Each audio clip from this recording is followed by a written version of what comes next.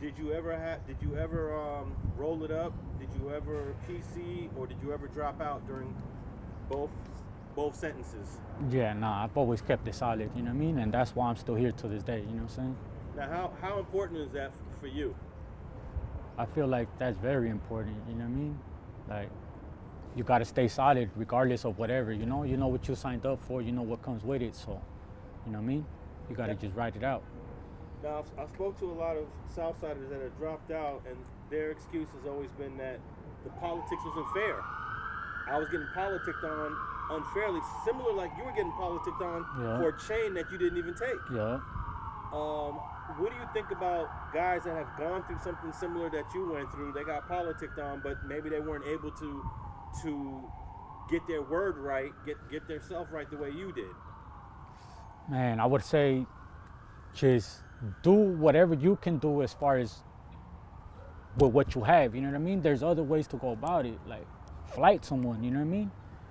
They talking to you wrong, you feel like this, hey, flight them. Go explain yourself in the back to where now, if you feel like you're not getting fair judgment with who's there, try to find a way to flight someone or whatever. Just do what you, oh, that's a tough one, but what I'm trying to get at is there's ways around it, you know what I mean? Just remain solid, and it's not like they're gonna take your life or anything like that, you know what I mean?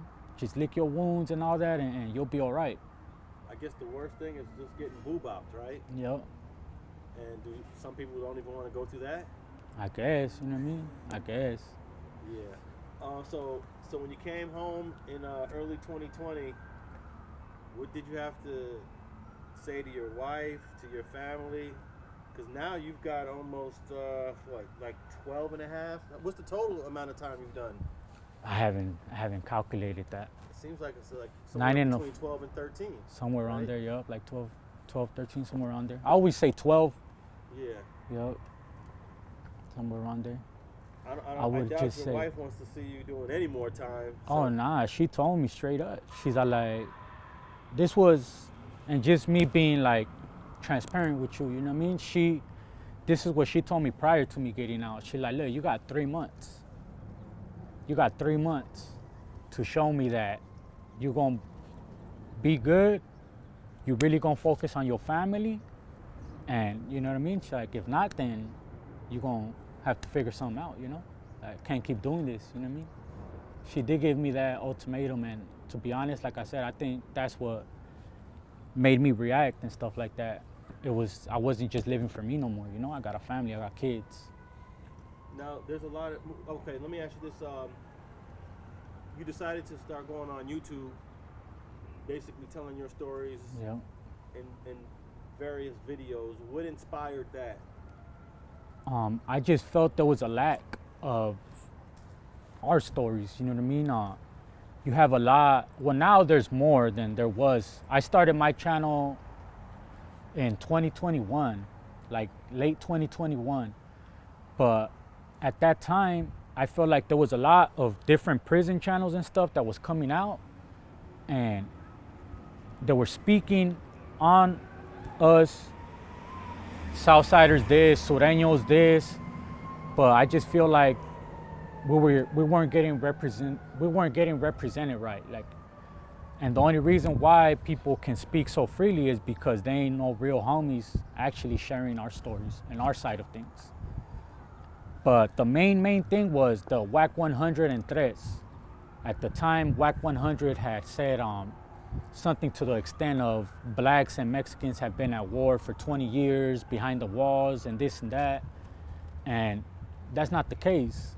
Yeah, there's little incidents that happen here and there, but for the most part, it's more respect behind them walls than anything, you know? So I just felt like I said, you know, a lot of people were speaking on us, but it wasn't the right representation or the right lens, you know what I mean?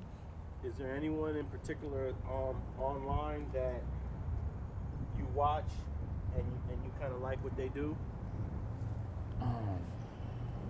As far as like another content creator, Yeah. I rarely watch other people, to be honest. I'm always out and about. I got my YouTube channel, I got my job, and then I run a delivery service, a bud delivery service, so I'm always on the move. But I watch you guys, I watch StreetTV, you know what I mean, No Jumper, Hood Stocks, Hater World, John Diesel, shout out John Diesel. You ever met the guy from Anaheim? I think his name is Moises Cuevas.